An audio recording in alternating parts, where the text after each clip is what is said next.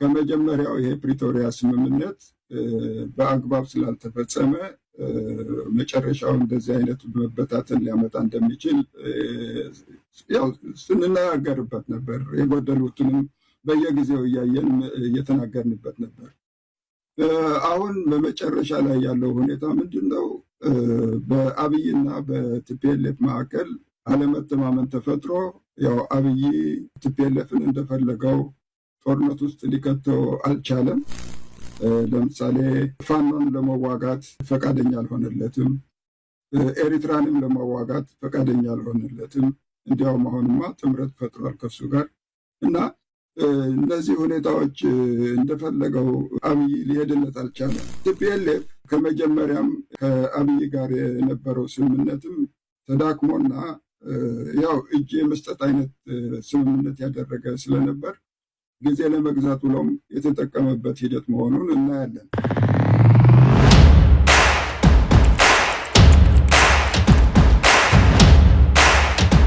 እንዴት አላችሁ ውድ ቤተሰቦቻችን? ዘኢትዮጵያን እየተከታተላችሁ ነው። ቴዎድሮስ ካሳና ማደገፋ ከእናንተ ጋር ቆይታ ልናደርግ አንድ ርዕሰ ጉዳይ መርጠን ወደ እናንተ መጥተናል። እስከ ፕሮግራማችን ፍጻሜ ድረስ አብራችሁን ትቆዩ ዘንድ ያክብሮት ግብዣችን ነው። ከኛ ጋር ቆዩ። ቴዲ እንዴት አለ? ሰላም ነው? ኢንጂነር ግደይ ዘርአጽዮን ሰሞኑን ከመሳይ መኮንን ጋር አንድ ቆይታ ነበራቸው። እዛ ቆይታ ላይ ያነሱትን ነገር መነሻ አድርገን ጥቂት ነገሮች ስለ ፋኖም ስለ ቲፒኤልኤፍም ስለ ፕሪቶሪያው ስምምነትም ስለ ፌዴራል መንግስቱም የተናገሯቸው የነካኳቸው ነገሮች አሉ። አጭር ጊዜ ወስደን እሱን በጥቂቱ ለመዳሰስ እንሞክራለን። ምን ላይ እያወራን ነው የሚለውን ተመልካቾቻችን እንዲገባቸው ተከታዩን ቪዲዮ ጋብዘናቸው እንመለሳለን። ያው ቀደም ብለንም ሁሉ ጊዜ የተነጋገርንበት ከአሁን በፊትም ስናነሳው የነበረው እንግዲህ የፕሪቶሪያው ስምምነት በዛ ስምምነት ለተወሰነ ጊዜ ሁለቱም ትከሻ ለትከሻ እየተሻሹ ይሁን አንዴ ያኛውን ሲደግፍ አንዴ ያኛውን ሲደግፍ ሴራም በመካከሉ እያደረጉ ማለት ነው ሌሎቹን ኃይሎች ለማዳከም ምንድን ለምሳሌ የአማራውን ትግል ለማዳከም እንደዛ የመሳሰሉትንም አንዳንድ ሴራዎች ሲታዩ ቆይተዋል።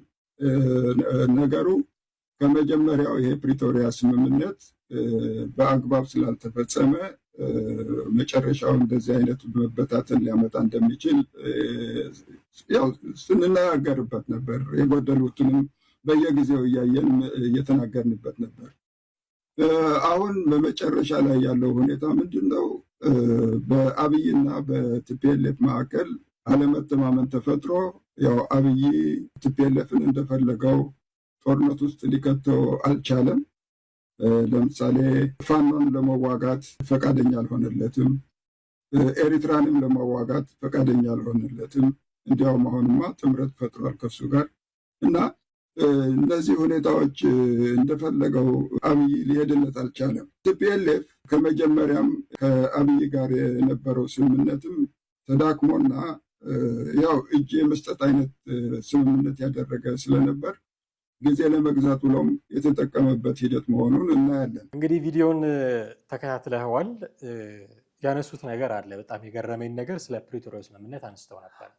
የፕሪቶሪያውን ስምምነት መንግስት መፈረም የፈለገው የአማራውን ትግል ለማዳከም ነው ከቲፒኤልኤፍ ጋር ሆኖ የሚል ንግግር ሲናገሩ ሰማናቸው። ይሄ ንግግር አሁን ይሄ ጽምዶ ምናምን የሚባለው ነገር ከመምጣቱ በፊት ፋኖች ያነሱት የነበረ ነገር ነው። ሄዶ እንትን የተፈራረመው ምንድን ነው? ፕሪቶሪያ ሄዶ የተፈራረመው ልዩ ኃይል ትጥቅ ይፍታ ምናምን የመጣው ከቲፒኤልኤፍ ጋር ሆኖ እኛን መውጋት ስለፈለገ ነው፣ እኛን ትጥቅ ማስፈታት ስለፈለገ ነው ይሉ ነበረ። አሁን ያሉትም ጽምዶ ስላለ ዲፕሎማሲ እንዳያበላሽ የውሾን ነገር ያነሳ ውሾ ነው ብሎ ከዳር ነው የሚያልፉት። በፊት ግን እንደዛ ይሉ ነበረ እና ፕሪቶሪያን የተፈራረመው የአማራ ክልልን ለመቆጣጠር እዛ ጦርነት ለመክፈት ነው ብለህ ታስባለህ? እኔ ከሱ ይልቅ በተገላቢጦሹ ያለውን ነው የበለጠ የሚታየኝ እንጂ የአማራን ትግል ማዳከም ጋር በእርግጥ ጠላት መቀነስ አንዱ ስትራቴጂ ሊሆን ይችላል። በ3 በ4 ቦታ ካለ ሌላው ጠላት ወደ ሰላሙ ልምጣ ሲል እሺ ትላለህ። ይሄን አይቶ ያኛውም ሊመጣ ይችላል፣ ይሄን አይቶ ያኛው ሊመጣ ይችላል። አንድ እሱ። ሁለተኛ ጌታቸው ረዳ የተናገራትም ነገር ነበረች ካስታወስክ። የፕሪቶሪያው ስምምነት ሊፈረም በቃ ገና ንግግር ሲጀመር ኦባሳንጆ ወደ መቀሌ መመላለስ ሲጀምሩ እኔ ላይ ግፊት አበዙ። እነ ደብረ ጽዮን በቃ ምክንያቱም የዛኔ ላስት ታይም ላይ በተለይ ዋሻ ውስጥ እያሉ ሊገደሉ ብዙ ተደርሶባቸው ከባድ መሳሪያዎች ምናምን በጣም ላያቸው ላይ ዘንቦ ለጥቂት የተረፉ ነበሩ። በቃ ያቺን ወቅት ያቺን ጊዜ በምንም ተአምር ማለፍ አይችሉም ነበር። በቃ ያቺን ጊዜ ካላለፉ ደግሞ ይሞታሉ። ከዛ በኋላ እነሱ ከሞቱ አመራሩ ከሞተ ጦርነቱም ይቆማል። እንደዛ አይነት ነገር ነበር ሊሆን የነበረው። በዛ ምክንያት የተነሳ ለፕሪቶሪያው ስምምነት እነ ደብረ ጽዮን ሂድ ፈርም ቶሎ በል እያሉ እኔና ጻድቃንን በጣም ፑሽ አረጉን ነበረ የሚል ነገር ተናግሯል። ይሄን ያዝልኝ። እዚህ ላይ ምን አይነት ነገር ነው ልታስተውል የምትችለው ታዲያ? የኢትዮጵያ መንግስት መፈረም ቢፈልግም ባይፈልግም ሀሳቡ ነበረ። ቢፈልግም ባይፈልግም ግን ከፍተኛ ግፊት ደግሞ ለእነ ጌታቸው ረዳ ነው። እንደ ጌታቸው ደግሞ ኦባሳንጆን ይሄ ነገር ይፍጠንልን ያው በህዝቡ ነው ብዙ ጊዜ የሚደልሉትና ህዝቡ ሰላም እንዲፈረም ይፈልጋል።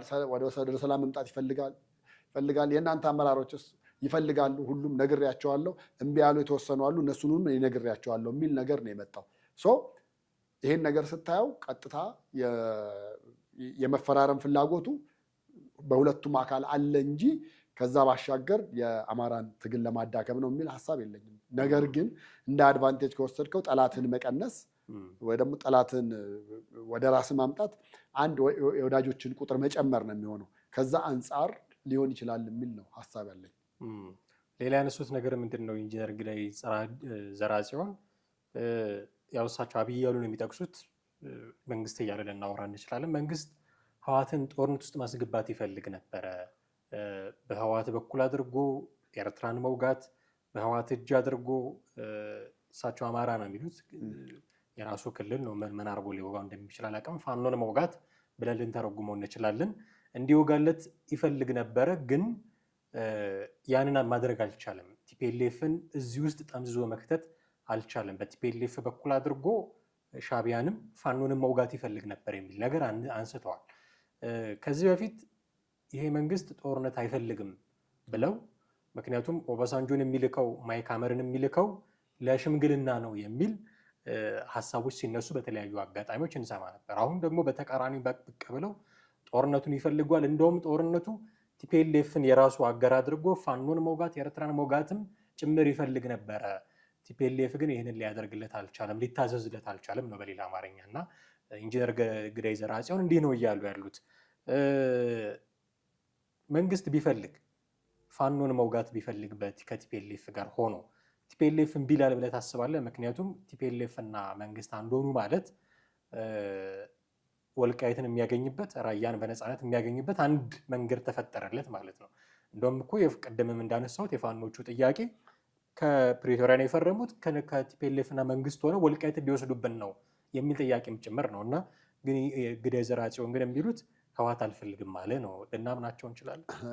ህወሓት አግኝቶ ነው እንደ እልል በቅምጤ ነው እንጂ አሁን እንደዚህ ያለ ነገር ይምጣልህ ተብሎ ሰላሙን ተብሎ እነዚህ ሀሳቦች ተነስተውለት እንዴት ነው የማይፈልገው? አሁን እኮ ይሄ የኢንጂነሩ እሳቤ እኔ ያው ካሉበት ወገን ሆነው መናገር መቻል ግዴታ ስለሆነባቸው በዛ መንገድ የገለጹት አይነት ነገር ነው ሊሆን የሚችለው እንጂ አንደኛ መንግስት አሁን ፒኤሙም በጣም ተደጋጋሚ ሲናገር የነበሩት አንድ ነገር አለ። ሁለተኛ ሌሎቻችንም ብልጽግና ያልሆነው ሰዎችም የምንታዘበው ነገር አለ። ለምሳሌ ያሉት ምንድን ነው? መንግስት አንዱም ጦርነት ላይ አልተኮሰም ያሉት። ለምሳሌ አሁን ትግራይ ላይ እየተኮሰ አይደለም። በትግራይ በኩል ግን ምን እየታየ ነው? መነሳሳት እየታየ ነው። ኦላን ተመልከት፣ እንደዛ ነው። ፋኖ ጋር ተመልከት፣ በፋኖ በኩል መነሳሳት ምን ማለትና አንድ ሰሞን መንግስት በዛ ልክ ጦርነቱን ስላልፈለገው ነው እንጂ ቢፈልገው ኖሮ ሆ ብሎ አንዴ ገብቶ ለምሳሌ በአማራ ክልል በኩል ያለውን አንዴ ዘምቶ ገብቶ ያለውን ነገር ሰላም አስከብሮ መውጣት ይችላል። ኦላም ጋር በዛው ልክ በዘመቻ መልክ እንደገና ህወሓት ጋርም በዛ መልክ በዘመቻ መልክ መሄድ የሚችልበት ብዙ አማራጮች ነበሩ። ነገር ግን አሁን እኛም እያየን እየታዘብን ያለ ነው አልተኮሰም ነው። ኢቭን እኮ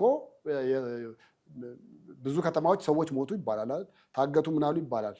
ሌላው ኃይል ምን ይላል? በእርግጥ የመንግስት እጅ አለበት ብሎ ሊል ይችላል። መንግስት ግን እኔ ማንም ጋር መሳሪያን አዙሬ ተኮስኩት ማንንም የመታሁት ኃይል የለም ነው የሚለው። አሁን ህወሓት በዚህ መንገድ የሚያነሱት ኢንጂነሩ እሳቤው ፍጹም የማይገናኝና የራሳቸው እንግዲህ ህወሓት ውስጥ የኖረ ሰው እንዴት አድርጎ የህወሓትን እሳቤ አይረዳም ብለህ ማለት ይከብዳል አይደለም። እነሱ መሀል የሆነ ቀርቶ እኛም በስራ አጋጣሚና እነሱ በነበሩበት የስልጣን ዘመን የሚዲያ ላይ የነበርን ሰዎች የህወሓትን እሳቤ በጊዜ ሂደት አውቀነዋል። አማራን ለመውጋት በትግራይ መዞር መቻል ተጠባቂ አይደለም። ወይ ደግሞ እንደውም እኮ ለመንግስት ሊቀለው የሚችለው ህወሓትን ለማጥፋት ከፋኖ ጋር ፒስ መፍጠር ነው። ፒስ መፍጠሩ ደግሞ በጣም ቀላልና ቀላል ነው። የጠየቃቸው ጥያቄዎች በሙሉ በነገራችን ላይ 4 ኪሎ ልግባ ከሚለው ውጪ ቀላሎች ናቸው። የአማራው በጣም ቀላሎች ናቸው ብዙዎቹ። ስልጣን ማጋራትም ከሆነ አሁን ባሉት ሰዎች መተካት ብቻ ነው። ምንም ያን ያክል ብዙ የሚያለፋህም ታሪክ የሚሆንብህም ነገር አይደለም። አሁን ብሔራቸው የአማራ የሆነ ብልጽግና ውስጥ ያሉ አሉ አይደል? እነሱን ብታለዋውጥና ብታተካካ አማራ አካባቢ ያለው ነገር ፒስ ይፈጥራል ማለት ነው። ኦላ አካባቢም እንደዛ ልታደርገው ትችላለህ። ከባዱ የሚሆነው ከህወሓት ጋር ያለው ብቻ ነው። ግን ይቺ ለምሳሌ የወልቃይት መሬት ምናምን የተባለችው እሷ ብዙዎቻችን እንደምናስባት ሳትሆን መንግስትም የመጨረሻ ካርታው አድርጎ የሚጫወትባት እንደሆነች ነው ለእኔ የሚገባኝ። በፈለገ ጊዜ ለትግራይ ሊሸልመው ይችላል፣ በፈለገ ጊዜ ለአማራ ሊሸልመው ይችላል። አሁን እየተጠበቀ ያለው በእነ ኮሎኔል ደመቀ ነው። እነ ኮሎኔል ደመቀ ጠብቀው ይዘውት ነው ያሉት። በጀት ሁሉ ነገር ከመንግስት በሚመጣ በጀት ነው እየተዳደረ ያለው። የተከዜ ዘብ ቢባልም ዞሮ ግን ለምን የተቋቋመ እንደሆነ አብዛኞቹ ያውቁታል ብዬ አስባለሁ። ነገር ግን ያቺ ምናልባት የመጨረሻ የመጫወቻ ካርታ ትሆናለች ብዬ አስባለሁ። ወይ የአማራ ለማድረግ ወይ የህወሓት የትግራይ ለማድረግ ማለት ነው። ስለዚህ እሱ ላይ ያለው ኢንጂነሩ ትክክል ሊሆን ይችላል። ያቺን የመጫወቻ ካርታ ናት ካለ እሷ ልትሆን ትችላለች። ከዛ በዘለለ ግን በምንም ተአምር ህወሓት ፋኖ እንዲወጋለት ይፈልጋል። ኧረ እምቢ የሚል አይደለም። ኧረ ሆ ብለው ነው የሚመጡት። ጽምዶ የሚለውን ነገር ለሚያይ ሰው ህወሓት እንዲህ ሊያስብ ጽምዶን ብቻ ነጥሎ የሚያይ ሰው አሁን ከክልል ናቸው ፋኖና ቲፒኤልኤፍ እና እንዲህ አይነት ጥሪ ቀርቦለት እምቢ አይልም ስትል ይሄ እኮ አብረው ሊሰሩ ነው ምናምን የሚሉ ጥያቄዎች መምጣታቸው አይቀርም። ግን አብረውም ሲሰሩ የሚነሳው አንዱ ነገር ምንድን ነው? ሰምሃው ይሄ ነገር እውነት ሊሆን ይችላል ብዬ እኔ አንዳንዴ ሀሳቡን የምገዛው ሊመታቸው ስለፈለገ መጀመሪያ ወዳጅ አድርጎ ያቀረባቸው ኤርትራን እና ፋኖን እንጂ ዘራጥፊዎች ናቸው ብሎ ትልቅ ፕሮፓጋንዳ ሲሰራባቸው የነበሩ አካላት ናቸው የሚሉ ትንተናዎችን እሰማ ነበረ። ሰምሃው ጥሩ ግምገማ ነው ብዬ የማስበው ነው። እና እንዲህ አይነት አጋጣሚን ቢያገኝ አንተም እንዳልከው አይኑን የሚያሽበት አጋጣሚ የለም። አንድ ሌላ ያነሱት ነገር ምንድነው? መንግስት የትግራይን ህዝብ ጭንቅ ውስጥ ከቶታል፣ ነዳጅ በመከልከል ሸቀጣሸቀጥ ወደ ትግራይ ክልል እንዳይገባ በማድረግ ህዝቡን ጭንቅ ውስጥ ከቶታል የሚል ነገር ይናገራሉ። ይሄ ሌላ ንግግሩ ምንድነው? በነ ደብረጽዮን ቋንቋ እንግለጸው ካልን ትግራይ ተከባለች በሚል ነው ሊገለጽ የሚችለው። እና ኢንጂነር ግዳይ ዘርአጽዮንም እንዲህ እያሉ ነው ያሉት። ከመሳይ ጋር ነው ቆይታውን ያደረጉት። መሳይ ለምን ፎሎ አፕ ጥያቄ እንዳልጠየቃቸው አላውቅም። ማን የከበባት የሚል ጥያቄ እንዲጠይቃቸው ጠብቅ ነበረ እኔ። ምክንያቱም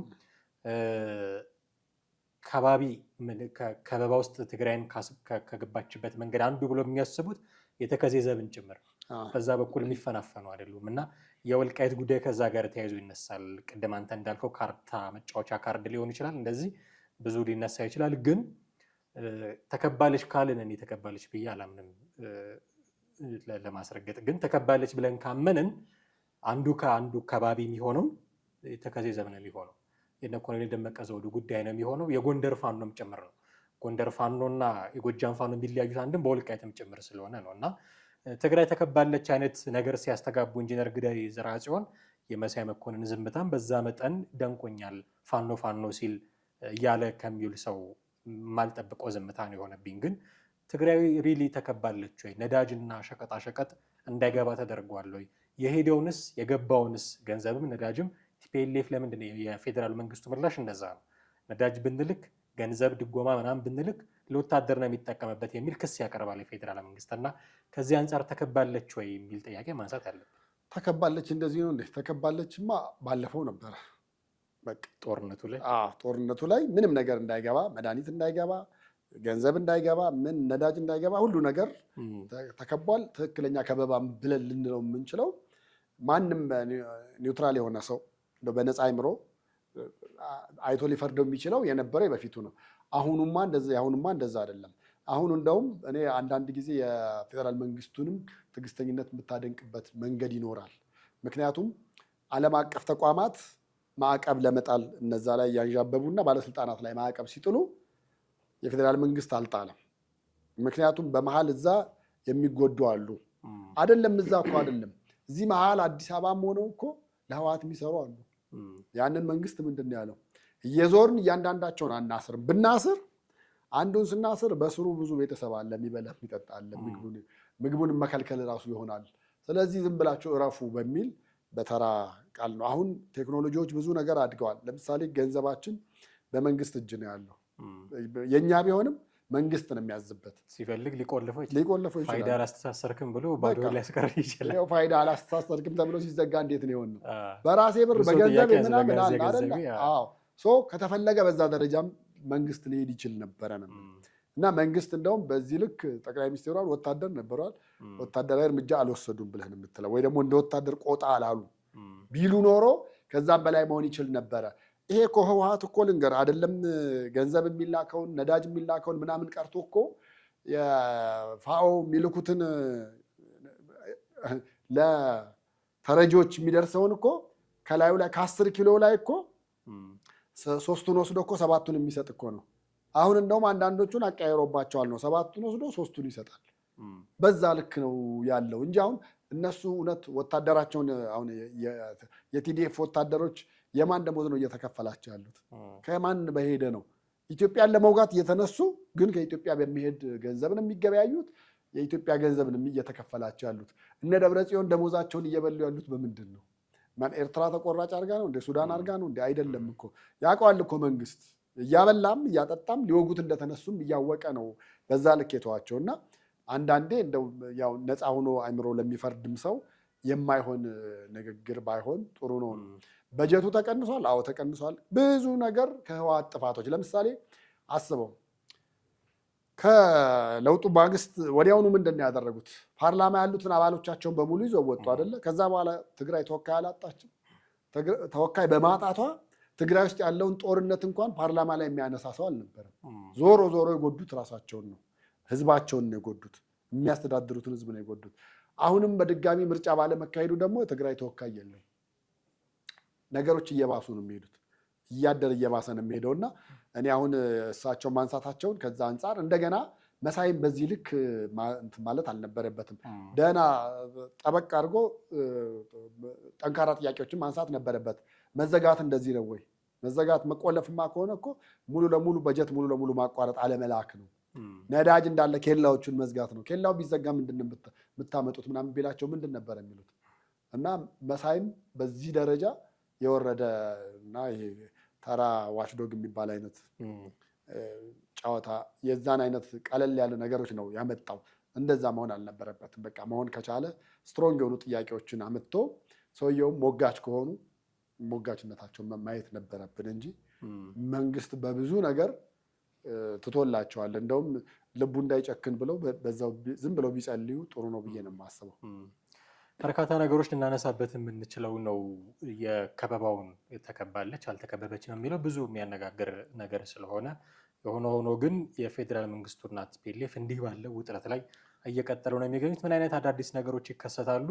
የኢትዮጵያ ፖለቲካ እንደምታውቀው ቶሎ ቶሎ ነው የሚቀያየረው። እኛም ቶሎ ቶሎ ብቅ እያለን ለተመልካቾቻችን የምናደርስ ነው የሚሆነው። ለዛሬው ግን እጅግ አድርጌ አመሰግናለሁ።